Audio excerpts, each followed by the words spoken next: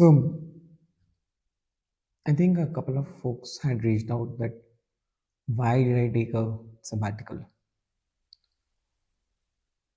And I think there's a bigger reasoning for that. Um, Something that I have not clearly articulated before. We try to think of ourselves as salaried people with very predictable career graphs. And I think that is true when you look at the careers of anybody in the first 7 to 10 years.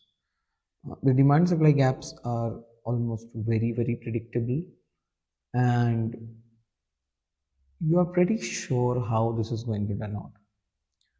What happens at a certain point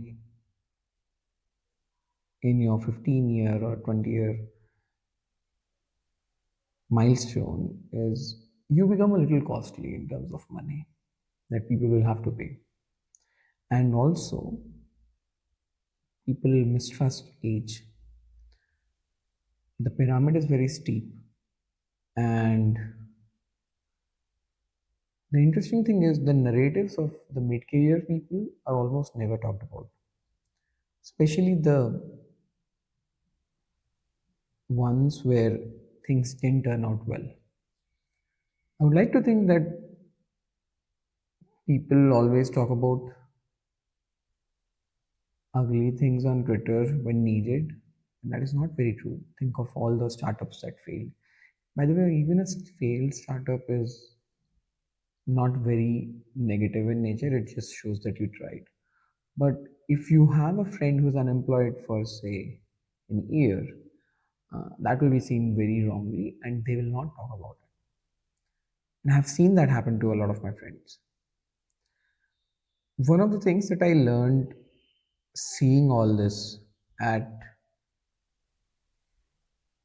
say, the age of 33, I had friends who were 5 to 10 years elder and they were not having consistent employment. And at that time, there's this concept that I came up with, which is basically one person business. You are a one person business, and your main job is to be consistently employed. Now, the moment you say that, you start projecting your revenue and expenditure timelines. Just like Dr. Strange, you would try to look at what will be your revenues and what will be the net savings and so on and so forth.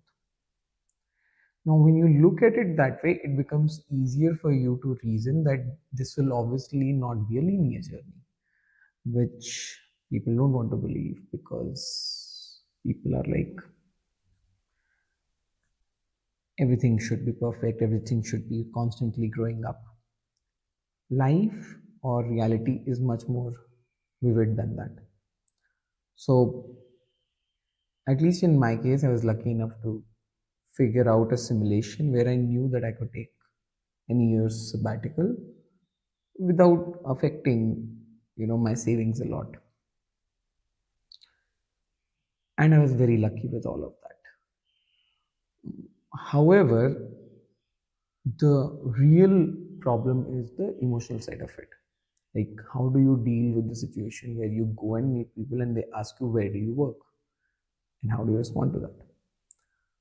Coming back to my thesis, the reason I took a sabbatical was because I could afford it, because that had been accounted for um, in my extrapolation of next few years, and I felt that there's a very good likelihood that I'll be more employable after such a break, after pivoting to a dev role, than say if I continued down the PM path, which I obviously did not like.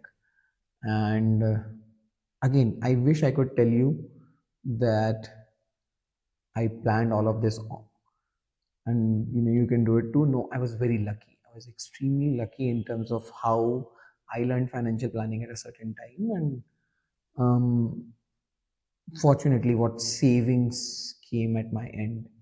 um, it was a lot of luck to have that affordability. A lot of people cannot afford it, so I would definitely not recommend it to folks who have not done their financial planning in the sense of creating that buffer.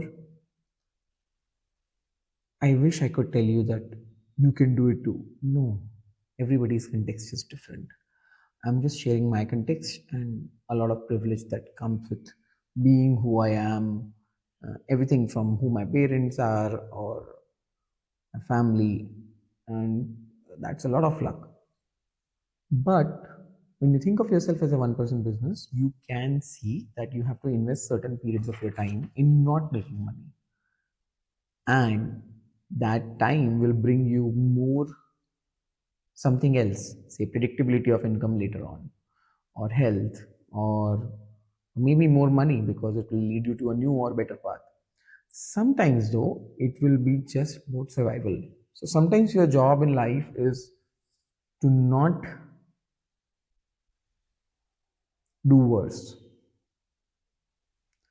Think of it this way. Sometimes your job in life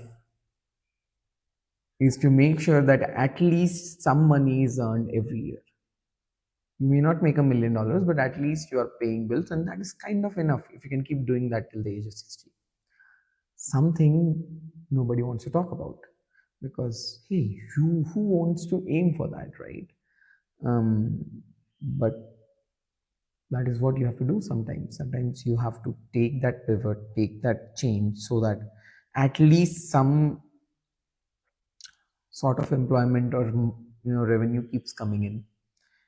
It might also mean that you can no longer aim for big things in a very predictable way. But that is better than being unemployed, no? That is better than being unhappy. If you think of my move to dev, it is more likely something of this sort. I fear that in pyramidal positions, I will not survive or I might not do well. Obviously, not like that work, that is one part of it. There is a good likelihood of that. But mostly employability, consistency of employability is a key concern, which for me is, as a one person business, about the revenue that you will generate consistently for you as an entity.